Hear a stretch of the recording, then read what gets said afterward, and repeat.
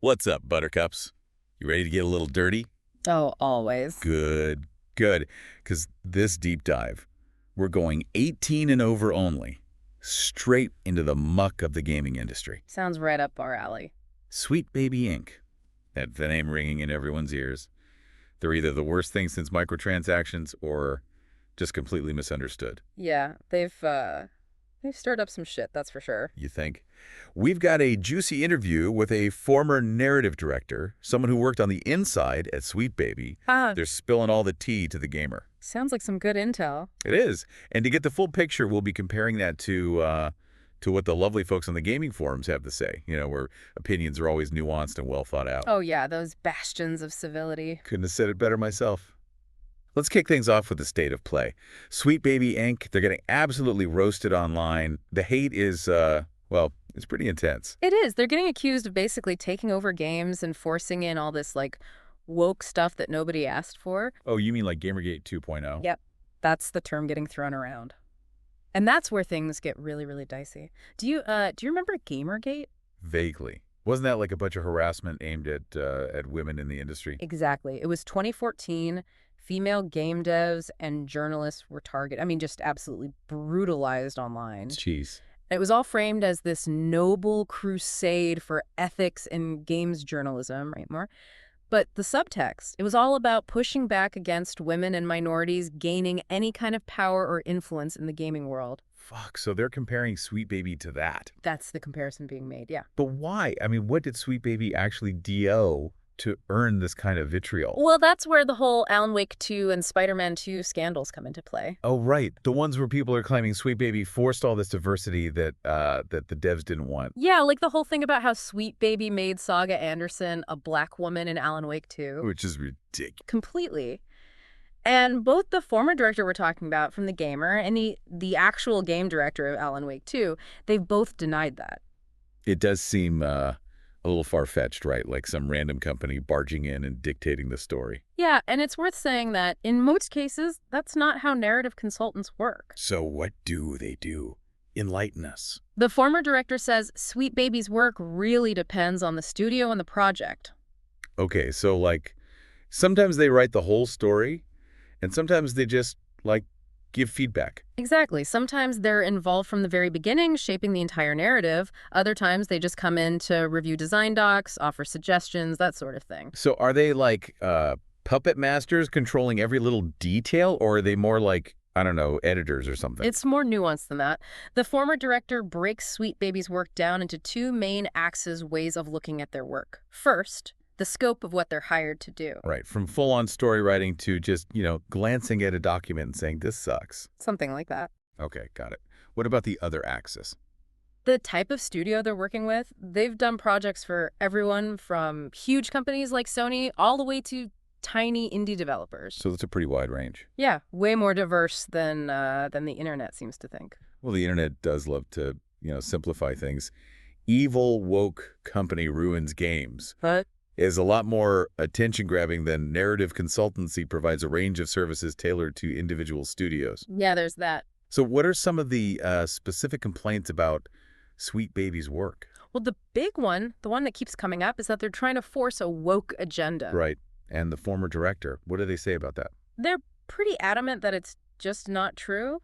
They say Sweet Baby's biggest frustration is being labeled as just a DEI company. Like they're only about diversity and inclusion. Exactly. They do offer services related to those things, making sure games are authentic and representative. But their main focus, their bread and butter, is narrative development. But the internet, it's kind of fixated on the DEI aspect, huh? Totally.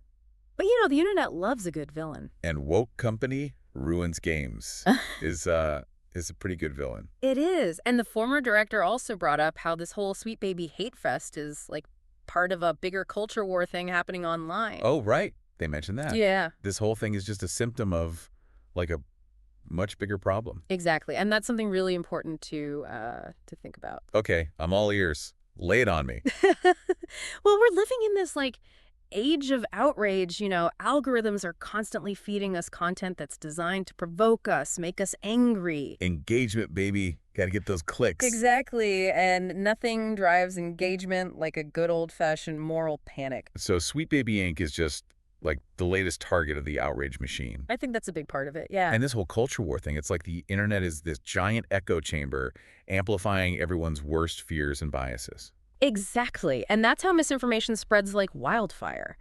People see a headline that confirms their existing beliefs, and they don't even bother to check if it's true before sharing it with everyone they know. It's scary, honestly. So, in this whole shit show, how is Sweet Baby coping? I mean, if I were them, I'd be hiding under my desk, you know, sucking my thumb. Apparently, they're trying to just ignore the noise and focus on the work. Easier said than done, I'd imagine. Yeah, for sure. But they have gotten a lot of private support from other companies in the industry. Which makes sense. Nobody wants to be the next internet punching bag. Yeah. But is anyone publicly defending them? Not really. The former director actually said that's one of the things that frustrates them the most. Like they wish more people would come out and say, hey, Sweet Baby's not actually the devil. Yeah, basically. They want more organizations within the gaming industry to step up and publicly condemn all the abuse Sweet Baby's receiving. Which is, a risky move in this climate. Yeah, that takes balls. Especially with how quickly the internet mob turns on anyone who dares to disagree with them. So they want support, but everyone's too scared to give it. Yeah. And it's not just about condemning the abuse. They also want these organizations to provide a more accurate picture of what Sweet Baby actually does. Counter the misinformation with facts. Which, again, is risky as hell. Yep. But silence doesn't really help either, right? It's like that old saying, the only thing necessary for the triumph of evil is for good men to do nothing. That's a good one. And this former director's final comment, it really stuck with me. They said, they're not going to stop the way that the world is now. They're not going to stop. Who's they? Yeah. Sweet Baby. Right, Sweet Baby. They're not going to stop doing what they do, even with all this hate. It's almost like a challenge, right? To the internet trolls and everyone else who's coming at them. Yeah, it's like they're saying, bring it on. We're not backing down. Okay, I kind of like that. A little bit of defiance. But it also raises some big questions about the future of gaming and how these cultural shifts are going to continue to, shake things up. Absolutely. Speaking of cultural shifts, shall we take a peek into those gaming forum comments? Because if there's one place where the internet id runs wild, it's those forums. Oh, yeah. Let's do it. It'll be enlightening, to say the least. From what we've seen so far, there are a few recurring themes popping up in these comments. Oh, yeah. Like what? Like, a lot of people are comparing Sweet Baby Inc. to cancer. Jesus. A little dramatic, don't you think? Tell me about it. Yeah. They're acting like this one company is single-handedly going to destroy the entire gaming industry. And, of course, there's this underlying belief that Sweet Baby is forcing their ideology onto games, rather than actually trying to, improve them. Which is, that's a pretty common accusation. Yeah. And then there's, like, a whole lot of skepticism toward what this former director is saying in the gamer interview. Like, they just flat out don't believe his explanation of what Sweet Baby actually does. They think it's all just a PR stunt, huh? Pretty much. Figures. Oh, and we can't forget the calls for boycotts and the general anger and frustration being directed at Sweet Baby and everything they supposedly represent. It's a lot. Yeah, some of these comments are pretty intense. Oh, and get this. One comment actually claims that Sweet Baby Inc. started this whole harassment campaign themselves. Wait, what? Yeah, for real. To garner sympathy and attention. So they're saying Sweet Baby is, like, orchestrating their own downfall. That's what this comment is suggesting. Like, they went after this guy who made a list on Steam of woke games and tried to get him banned. Wow. I know, right? Conspiracy theories abound. It's wild what people will come up with. And then they mentioned this other thing where a Sweet Baby employee supposedly tried to get a YouTuber fired for criticizing the company. Jeez. Yeah. It's like a whole different level of crazy. It really shows you how twisted the narrative can become in these online echo chambers. It's like people will believe anything that fits their pre-existing biases. Totally. And it's Yeah. hard to know what's true and what's not when everyone has an agenda. Yeah, it's a mess. But even among all the hate, there's this one comment that stood out to me. Someone said that diversity isn't inherently bad if it feels authentic. Oh, yeah, I saw that one too. It was kind of refreshing, actually. Right, like a voice of reason in all the madness. Totally. And then there was that other comment about the market speaking, suggesting that if enough people hate what Sweet Baby is doing, then game companies will be forced to listen. Right, it's that whole vote with your wallet argument. which, sometimes works. but sometimes doesn't. True. I mean, will companies really prioritize artistic integrity and inclusivity over profits? That's the big question. It is. And one that doesn't have an easy answer. This whole thing is just like a tangled mess. It is. But it's a mess worth unpacking. There's a lot at stake here, not just for Sweet Baby Inc., but for the future of gaming as a whole. Okay, so we've established that Sweet Baby Inc. is public enemy #1 in the gaming world right now. But what does this whole thing actually say about the state of gaming? Like, are we really at a tipping point here? It's fascinating, isn't it, this Sweet Baby Inc. situation? It's like this giant mirror reflecting all the anxieties and divisions within the gaming community. Okay, I like that. The mirror analogy. It's like all these tensions around, representation, diversity, and who gets to tell stories in games. It's all just boiled over. Like that Gamergate 2.0 label is less about what Sweet Baby is actually doing and more about this, like, underlying fear of change. Exactly. There's this segment of gamers who are so resistant to anything that challenges the traditional power dynamics of the industry. The boys club mentality. Right. They want gaming to stay in this safe, familiar space where the heroes all look like them and the stories reflect their worldview. And anything that deviates from that is seen as an attack. Totally. A threat to their identity as gamers. So, like, if a game has a female protagonist who's not wearing a chainmail bikini, it's automatically woke. Pretty much. Jeez. And that's where these terms like woke and SJW propaganda come in. It's a way to dismiss anything that challenges their worldview as being part of some, nefarious agenda. It's like they can't fathom that maybe the industry is just evolving to be more inclusive and representative of the real world. Right. Like the gaming audience isn't this homogenous group of white dudes in their basements anymore. Thank God. It's women, it's people of color, it's LGBTQ plus folks, it's people from all walks of life. And all these people deserve to see themselves reflected in the games they play, Preach. And you know what? I actually think this whole Sweet Baby Inc. situation, as messy as it is, it might be a sign of progress. Oh, interesting. Tell me more. Think about it. 10 years ago, a company like Sweet Baby Inc. Right. probably wouldn't have even existed. That's true.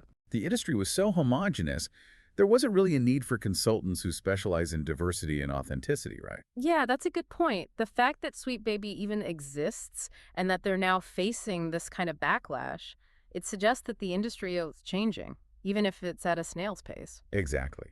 And the fact that they have clients, big-name studios hiring them, it means that at least some people in positions of power are starting to take this stuff seriously. It's definitely a double-edged sword, though. How so? On the one hand, it shows that there's this growing awareness of the need for more diverse and inclusive games. But on the other hand, the backlash against Sweet Baby, it shows just how fierce the resistance to that change can be. It's like this constant tug of war, right? Between progress and this deep-seated fear of anything that threatens the status quo. Yeah. And unfortunately, the internet is the perfect breeding ground for that fear and anger to fester and spread. We talked about echo chambers before, but what's really scary is how these online spaces can actually radicalize people. Like, you start with a genuine concern about forced diversity, and the next thing you know, you're, like, sending death threats to developers on Twitter. It's a slippery slope. For sure. And it's all being fueled by these algorithms that prioritize engagement over accuracy. These platforms are literally designed to keep us hooked. Yeah, the attention economy. It's a bitch. And outrage, that's one of the most effective ways to keep people engaged. So how do we break out of this cycle? Like, how do we have a productive conversation about diversity and representation in gaming without it devolving into a screaming match? I think it starts with recognizing that this isn't just about games. It's about a much larger cultural shift that's happening all around us. You mean like this whole culture war thing? Exactly. We're seeing these same debates play out in, like, movies, TV shows, books, you name it. It's everywhere, isn't it? It is, and it's all rooted in this fear of losing power and influence. Certain groups, they're feeling increasingly marginalized as society becomes more diverse and inclusive. And they're not happy about it. Nope. And so they lash out. And unfortunately, gaming has become this, like, battleground in this larger cultural conflict. Which makes sense, I guess. I mean, games are a powerful medium. They can really shape how we see the world, right? Absolutely. They have the power to shape our thoughts, our beliefs, our values. So it's no wonder people are fighting so hard over who gets to control the narrative. It's a lot of pressure. I mean, where do we even go from here? Like, is there any hope for a future where gaming is truly inclusive and welcoming to everyone? Or are we just destined to keep having these same arguments forever? I'm cautiously optimistic. I think there are a lot of people in the industry, both developers and players, who are genuinely committed to creating a more inclusive space. Yeah, I've seen that too. Like, there's a whole new generation of gamers coming up who are way more diverse and open-minded. Right. They're not afraid of change. They're embracing it. And I think that's where the real hope lies. This younger generation, they're going to demand more from the games they play. They're going to demand stories that reflect their lived experiences, stories that challenge them, stories that make them think. It's like that saying, be the change you want to see in the world. Exactly. And I Yeah. think we are starting to see that change happening. More and more developers are prioritizing diversity and representation. Which is awesome. It is. But, while there's a lot to be hopeful for, there's still a lot of work to be done. Of course. The backlash against Sweet Baby, it shows that this isn't going to be an easy fight. For sure. There are going to be people who resist change every step of the way. So what do we do? How do we, fight back against this tide of hate and bigotry? Well, for one thing, we need to be more critical of the information we're consuming online. Don't just believe everything you read. Exactly. Don't just blindly believe everything you read on Twitter or Reddit. Do your own research. Check your sources. Fact check people. Right. And be willing to challenge your own biases. It's easy to get caught up in the outrage machine. We've all been there. Oh, yeah. But it's so important to take a step back and think critically. And what else?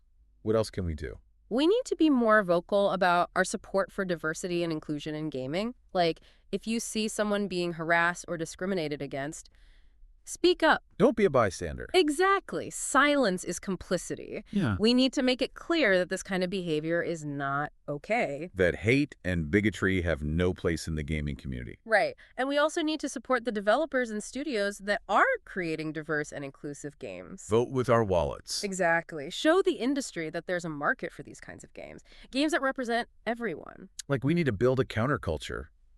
A movement of gamers who are committed to making the industry a more welcoming space for everyone. I love that. A counterculture of kindness, empathy, and understanding. A gaming community where everyone feels safe and respected. Exactly. Regardless of their gender, their race, their ethnicity, their sexual orientation, or anything else that makes them unique. That's a future worth fighting for. Yeah. All right, so we've talked about Sweet Baby Inc., all the shit they're getting, and how this whole thing is tied to this culture war bullshit, right? But let's get real for a sec. Are games really getting too woke? I mean, that's the question, right? The Yeah. big one. And it's something the industry is going to have to keep wrestling with as representation and inclusion become more and more important. Because on one side, you've got people losing their minds about forced diversity, how games are being ruined by SJW agendas. You know the type. Yeah, for sure. And on the other side, you've got folks celebrating the fact that games are finally starting to, reflect the real world, telling stories that we haven't seen before. Right. It's like two completely different worlds colliding. It is. And that's what makes this whole conversation so damn difficult, because it's not just about the games themselves, right? It's about people's beliefs, their values. It's about who has the power, who gets to tell the stories, and whose experiences actually matter. Exactly. It's like gaming has become this weird proxy war for all of society's anxieties about change, about, who's in charge. Yeah, it's tied into all of that, all those bigger cultural shifts happening. And that's exactly why we need to talk about it, even if it gets uncomfortable. Oh, it's going to get uncomfortable. But if we can't even talk about it, how are we ever going to make things better? Right. We have to at least try. So let's unpack this whole woke thing. What does that even mean when we're talking about games? Well, like a lot of terms that get thrown around online, woke has become this really loaded word. It's used to shut down conversations. Instead of actually having them. Exactly. It's Yeah. like if a game dares to have a female protagonist who's not half naked. It's woke. Yep. Or if it has a diverse cast of characters. Oh. Or if it touches on real world social issues like racism or sexism. Boom. Instant woke points.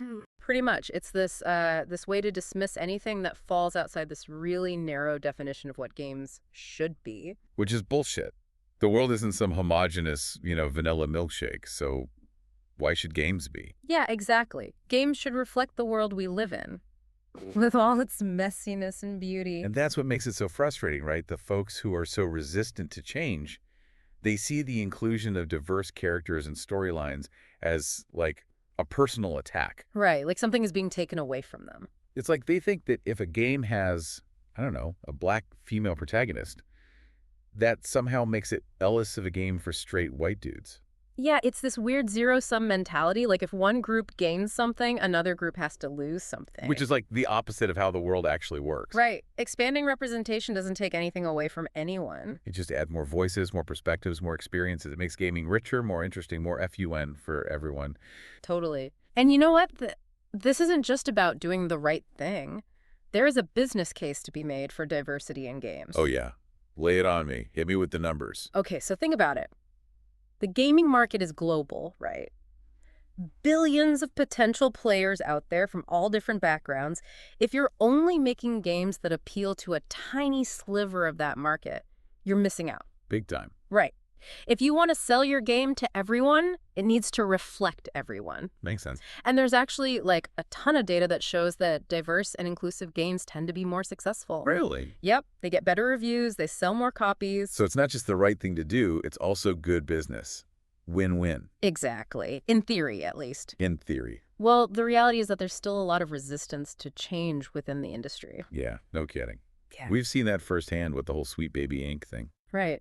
And it's not just a few angry trolls on Twitter. There are still plenty of people in positions of power who, who are clinging to these outdated ideas about what gaming is and who it's for. The gatekeepers. Yep, the ones who want to keep everything the same. So what can we do about it? How do we push the industry forward? I think it starts with demanding more from the games we play. We need to stop accepting the same old tired tropes and stereotypes. We need to support the developers who are taking risks, who are telling new kinds of stories. And we need to call out bullshit when we see it. Right. Yes, 100%. If a game is blatantly sexist or racist, don't just ignore it. Let the developers know you're not okay with that. Speak up. Make some noise. Exactly. Don't just be a passive consumer. And be willing to have those tough conversations, too. Don't shy away from debates about representation and inclusion. Even if they get heated. Right. Because the more we talk about these things, the more normal they become. And silence. Silence just helps the people who want to keep things the way they are. Exactly. We need to be loud. We need to be clear. We want a gaming industry that reflects the real world. A gaming industry that welcomes everyone. Damn right. No more gatekeepers. So, to wrap things up, where does this leave Sweet Baby Inc.? Do you think they'll make it? It's hard to say. I mean, they're getting hit with so much hate right now. It's tough to know if they'll weather the storm. Yeah. But I think their fate really depends on the industry as a whole. What do you mean? If the gaming industry continues to move toward diversity and inclusion, then companies like Sweet Baby, they have a place. They'll have to adapt, of course. Sure. But they can survive. But if the industry backslides, if it caves to all this pressure and fear, then Sweet Baby might become a casualty, a warning sign. a what not to do. Exactly. Damn, that's kind of dark. It's the truth, though, I think. Yeah, I guess we'll just have to wait and see how it all shakes out. But in the meantime, what can our listeners do? Any parting words of wisdom? Think critically. Challenge your own biases. Support the developers who are making the games you want to see. And don't be afraid to speak up. Exactly. Demand a better future for gaming. Because this isn't just about games, is it? No. It's about creating a world where everyone feels seen. Everyone feels heard. Everyone feels respected. Everyone can be the hero. And on that note, I think we're done. Yeah. Thanks for joining us, you beautiful bastards. Until next time. Stay curious, stay informed, and stay awesome.